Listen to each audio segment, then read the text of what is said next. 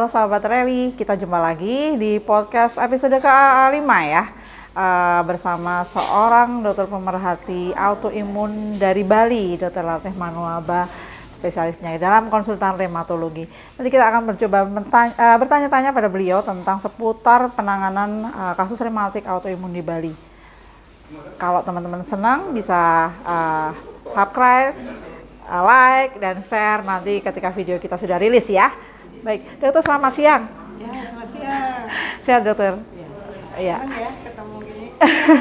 Iya dokter, ini program baru kami. Jadi salah satu program supaya menarik teman-teman untuk menyimak kan seminar terus mungkin bosan dokter. Ini salah satu terobosan kita ngobrol santai.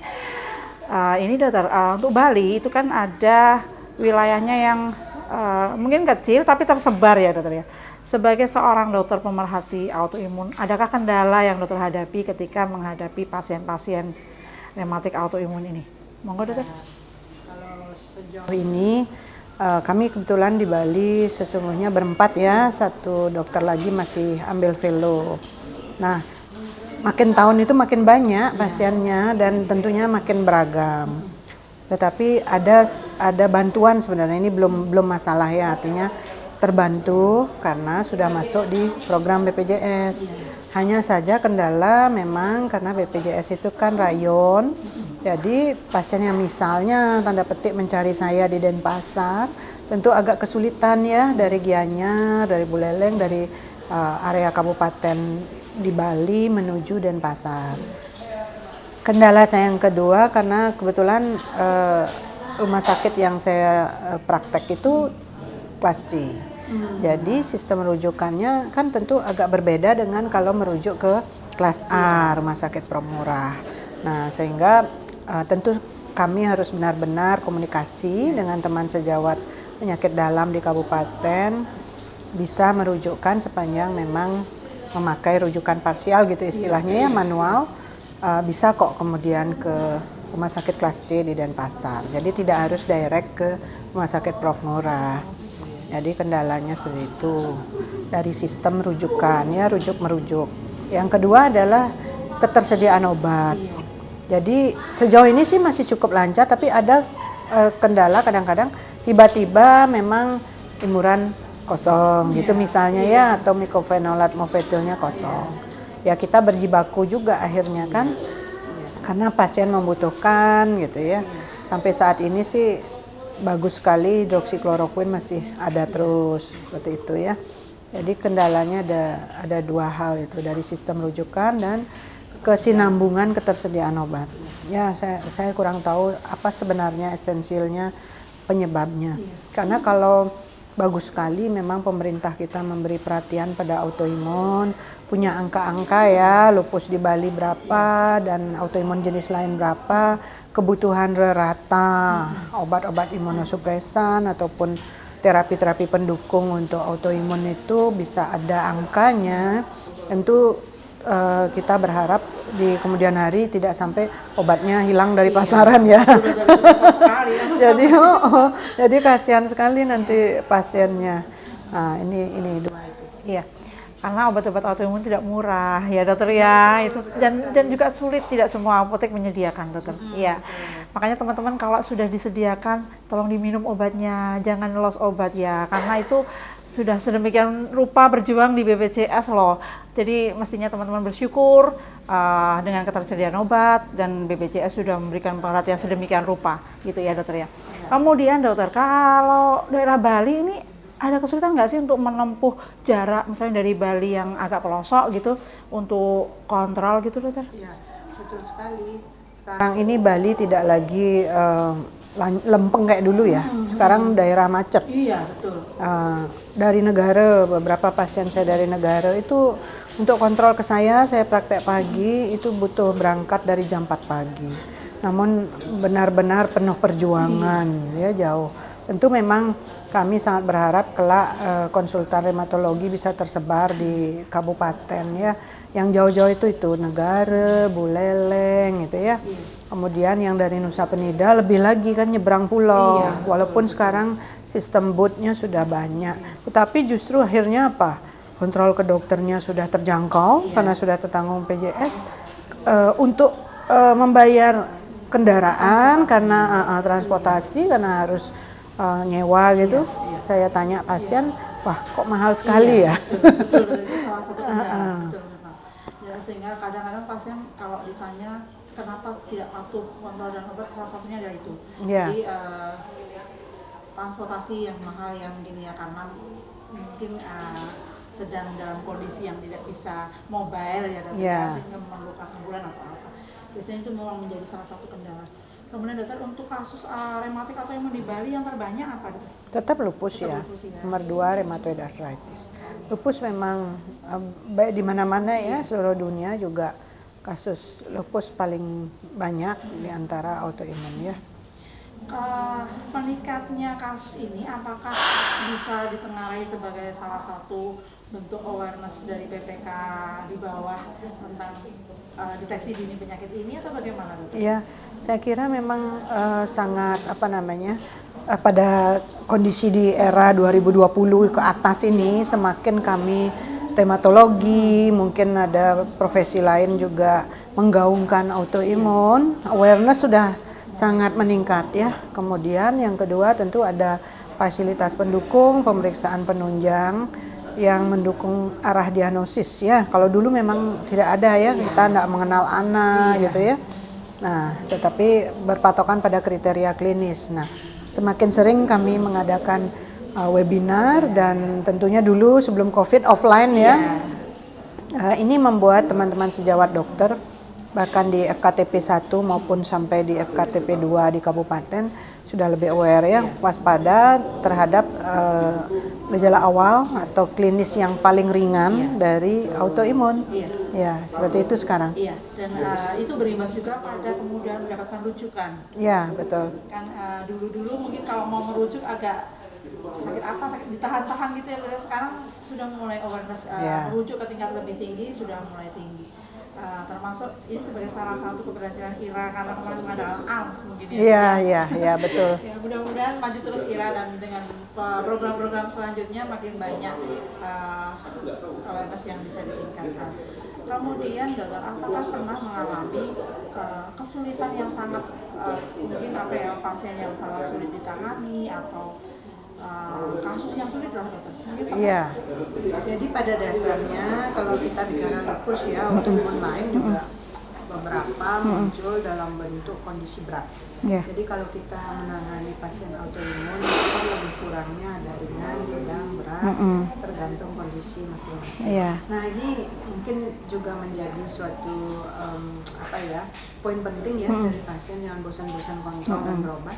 Karena saya melihat dari pasien saya, nggak ada penelitian sih, buat yang ada fase di mana tidak kontrol ataukah mungkin lupa-lupa ingat, itu akan jatuh pada kondisi penyakit yang berat. Nah, kalau lupus sudah penyakit berat, kena otak, kena jantung, nah ini tinggal gimana ya, obat kami ini walaupun masuk rumah sakit, opname, apakah obat yang kami berikan direspon dengan cepat, karena kita tahu kenapa dia berat, berarti makin banyak antigen dari tubuhnya sendiri dan autoantibody juga makin tinggi. Itu tidak kami periksa, namun dilihat dari klinis, sehingga kita akan menganggap ini lupus berat. Atau pernah juga pasien saya rheumatoid arthritis yang berat. Nah, di sana kami jelas ketir-ketir ya, karena benar-benar mengancam nyawa. Iya, betul. Pada saat pilihan obat ada, kemudian mampu laksana, baik dari segi apakah tanggungan BPJS ke asuransi lain atau yang biaya sendiri, ada kalanya memang terselamatkan, tetapi yang tidak terselamatkan juga ada. Karena apa ya, tentu kalau sudah autoimun yang berat ya seperti tadi tinggal lagi satu strep kan, tinggal bukan kami sebenarnya yang menentukan itu, namun kami berupaya berusaha. Tapi ada kondisi yang mau tidak mau lolos lah pastinya. Betul. Nah, ini menjadi salah satu pembelajaran ya teman-teman tentang pentingnya kontrol rutin dan minum obat rutin. Karena apa? Nggak kelihatan ya, dokter ya. Itu penyakitnya bukan kelihatan dari fisik saja. Jadi kadang-kadang kita nggak tahu apa yang terjadi di dalam sana. Kalau teman-teman tidak kontrol, kita nggak akan tahu aktivitas di dalam sana, gitu ya. Jadi jangan sampai ketika teman-teman sudah lama nggak kontrol, ketika datang ke dokter sudah posisinya sudah memberat dan tentunya akan lebih sulit untuk tata laksananya, begitu ya. Kemudian dokter kan ada komunitas di Bali nih, dan ini sangat, saya lihat tadi sangat kompak, terus kemudian ini sangat membantu sekali teman-teman dalam menjalani hari-hari bersama autoimun ya, karena ini nggak mudah terlihat dan komunikasi dengan dokter kan terbatas sekali. Sejauh mana sih dokter melihat Karib ini bermanfaat bagi teman-teman di Bali? Ya, memang komunitas itu sebenarnya kami bentuk untuk dukungan sosial ya antar penyintas, kita sebut demikian, saling mendukung, saling memberi masukan positif. Bahkan saya kebetulan sebagai anggaplah pembinanya kan gitu ya. Kalau ada yang sedikit menampilkan yang kurang enak, yang berat-berat, saya akan sarankan jangan nampilin di WA group yang gitu nanti stres. Buatlah kegiatan yang saling dukung. Tampak sekali memang pasien yang memang lebih ekstrovert, saling berani mengungkapkan, sharing dengan temannya, malah lebih cepat remisi.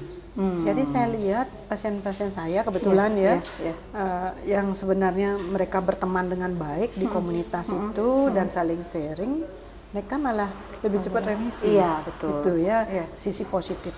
Yang kedua, mungkin ada perubahan-perubahan terapi di mana pasien A sudah berhenti pakai obat A, tidak butuh lagi, nah, dibantulah temannya yang masih membutuhkan, tanpa dipungut biaya biasanya, karena saya juga menyarankan kalau ini memang sudah masuk dalam pertanggungan PJS berikan sukarela lah ya, daripada obat rusak diam di rumah penyimpanannya nggak jelas kan.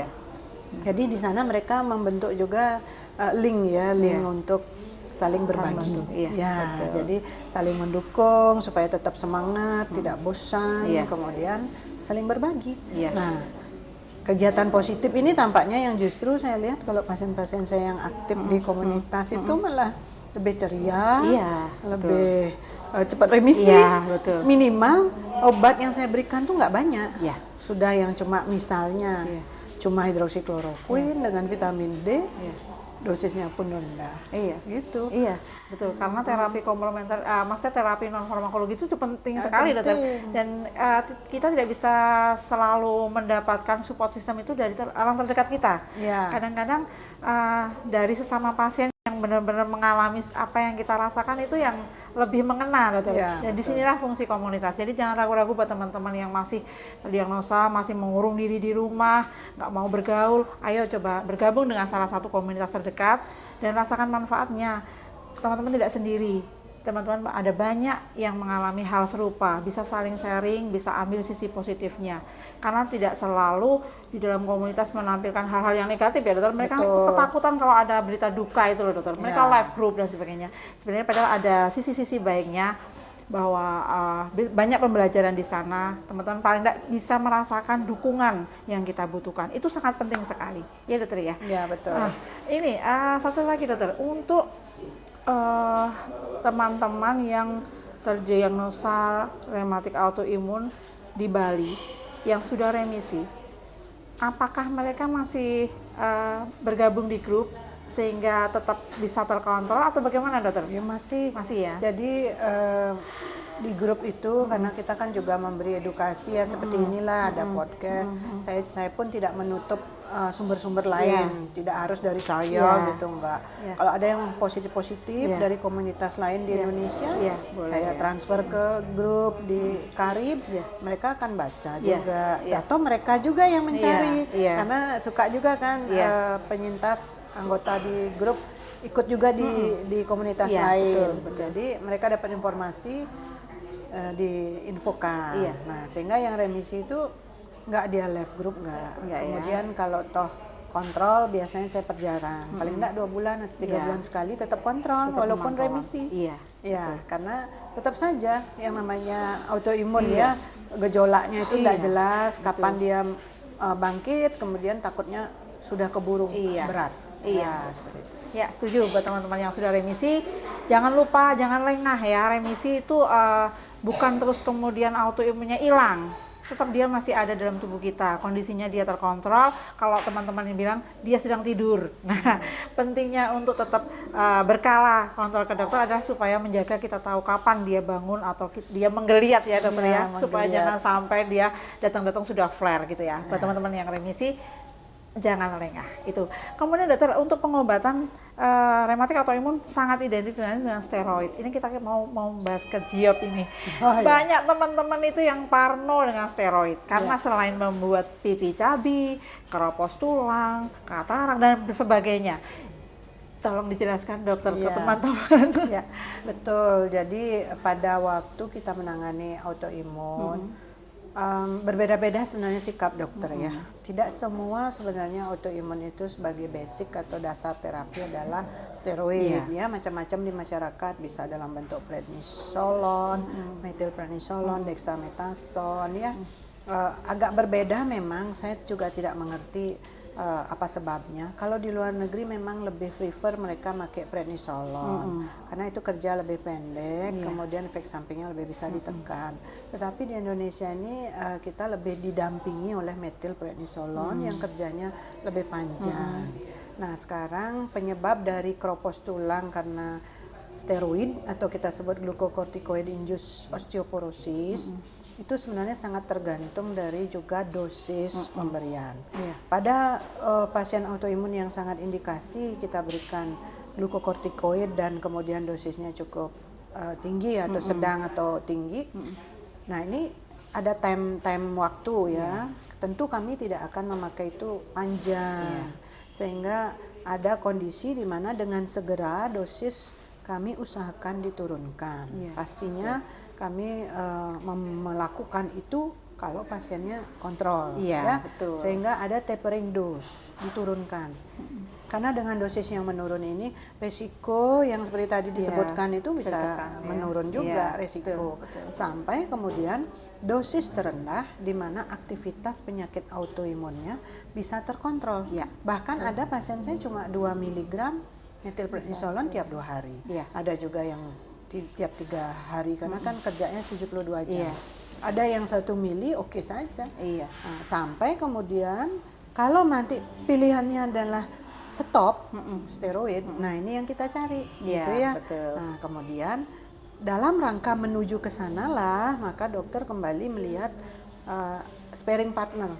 Sparing partner itu temennya steroid supaya autoimunnya tidak flare. Jadi kami akan kombinasi dengan imunosupresan lain. Nah, disinilah masuk mau pilihannya mycophenolate mofetil, mau azathioprine dan lain-lain, tergantung kondisi pasien. Nah, ini sangat membantu, membantu kami dalam rangka menurunkan dosis obat. Dan secara kondisi pasien juga aman-aman saja dengan dokter menerapkan metode itu. Nah, sehingga secara prinsip ya memang harus kontrol ya, harus kontrol, jangan mengatur dosis sendiri, karena saking pasien mungkin sudah bertahun-tahun mengalami dok kalau saya demam saya naikkan jadi 16 mili, waduh berat ini. Karena waktu kalau sudah di 16 nuruninnya itu nggak gampang juga kan. Jadi efek dari akibat penurunan dosis glukokortikoid yang mendadak pun ada resikonya. Ini yang menyebabkan kenapa biarlah dokter yang bekerja untuk urusan itu ya. Dan jangan khawatir, tentu kami juga berharap seperti tadi dosisnya terendah, jarak minumnya cukup panjang atau sampai sudah tanpa glukokortikoid. Jadi resepnya memang harus begitu. Karena tidak hanya keropos tulang atau osteoporosis yang kita cegah, diabetes sekunder, hipertensi, glaukoma, katarak, luka lambung, itu semua juga harus kita evaluasi. Betul, setuju dokter. Jadi teman-teman yang selama ini punya mindset bahwa steroid itu yang merusak segalanya, itu tergantung juga dari perilaku teman-teman. Apakah teman-teman taat kontrol, taat minum obat, Obat dalam artian semua yang diberikan ya, bukan pilih-pilih ya dokter ya. Saya nggak mau minum imunosupresannya karena apa gitu, dia minumnya obat dewa terus. Nah itu yang salah ya dokter ya. Betul. Gimana kita mau mendapatkan efek imunosupresan yang kita tuju kalau teman-teman nggak diminum gitu kan. Jadi jangan takut untuk meminum steroid sepanjang itu adalah yang sudah diresepkan dokter dan tentunya dimonitor oleh dokter. Kalaupun nanti ada efek samping yang timbul, dokter sudah memikirkan langkah-langkah untuk antisipasi. Jadi jangan takut ya. Dan ini juga salah satu saran untuk teman-teman yang masih enggan ke dokter konsulan reumatologi. Beliau ini masih bertahan di daerah di mana tidak ada imunosupresan dan hanya menggunakan steroid only. Iya. Itu sangat berbahaya dokter Berbahaya, ya. betul. Karena resiko untuk penyakit-penyakit komorbid yang tadi dokter sebutkan akan sangat besar. Itu ya dokter ya.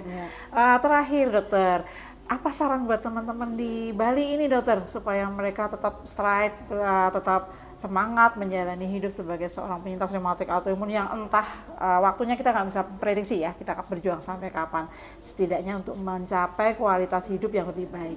Ya, saya sering menyarankan memang ya pada pasien, mau tidak mau kondisi autoimun ini bagaimana cara kita menerima diri kita, karena dia memang bersumber dari tubuh sendiri, itu betul. konsep pertama. Sehingga memang mau tidak mau berjuang terus juga untuk selalu semangat, kemudian tetap kontrol minum obat. Nah, berkumpul di komunitas itu tujuannya adalah untuk sharing, ya sharing. Tentu beban tidak di pundak sendiri. Kemudian ada juga kiat-kiat kadang-kadang dari teman-teman penyintas yang di komunitas, misalnya cepat lelah, mereka kasih kiat-kiatnya gimana. Walaupun itu kan tidak mereka berikan obat, tidak, karena obat tetap urusan dokter. Jadi kiat-kiat atau tips and trick istilahnya ya, untuk mengatasi fatigue, kemudian apalagi yang juga sering diributin itu suka lupa ya. Ya betul. Suka lupa naruh kunci di mana. Ya betul. Tapi jangan khawatir, saya juga sudah mulai suka lupa. Brain fog. Brain fog ya, betul. Jadi kiat-kiatnya ada. Terus mengatasi badan yang nyeri. Nah, ini terus terang sangat terbantu ya, bergabung dengan komunitas, karena dokter terkadang juga terlalu ilmiah, terkunci dengan ilmunya, waktu terbatas, maka di komunitas saling supportnya itu ya. Dan kalau punya teman-teman itu kontrol pun bukan menjadi beban ya dokter, betul, menjadi suatu kebutuhan bertemu teman-teman, ada kerinduan untuk kontrol. Ya betul. Kan? Jadi pasien saya itu suka selfie di ruang tunggu praktek, terus nanti di-upload di Facebook mereka. Di Facebook ya, betul. Itu bentuk aktualisasi ya dokter ya, betul, hiburan dan healing buat teman-teman. Justru itulah mempercepat remisi. Terus terang saya juga melihatnya seperti itu. Oh bagus kalau sudah bergabung dan aktif dan mau sharing. Baik teman-teman yang masih di Bali, silahkan yang di Bali yang masih terdiagnosa yang belum kenal ada komunitas di Bali, nanti bisa tanya-tanya di sini. Jadi bisa bergabung di komunitas lokal di Bali, karena bagaimanapun komunitas setempat itu akan sangat membantu. Itu support system kedua setelah keluarga. Teman-teman bisa bergabung di sana, bisa saling sharing, dan tentunya akan mendapatkan dukungan yang mungkin teman-teman belum dapatkan dari orang lain. Jadi jangan takut untuk bergabung di komunitas, karena akan banyak manfaatnya yang bisa teman-teman dapatkan. Dokter, terima kasih sekali waktunya. Sama-sama. Siang hari ini banyak pencerahan. Semoga teman-teman yang mendengarkan nanti lebih terbuka wawasannya, dan selama ini yang masih suka bolong-bolong minum obat, bolong-bolong kontrol, mulai saat ini yuk kita perbaiki perilakunya demi hidup sehat dan demi mencapai remisi. Terima kasih dokter. Ya, makasih. Selamat siang, sampai jumpa di podcast selanjutnya. Sampai jumpa.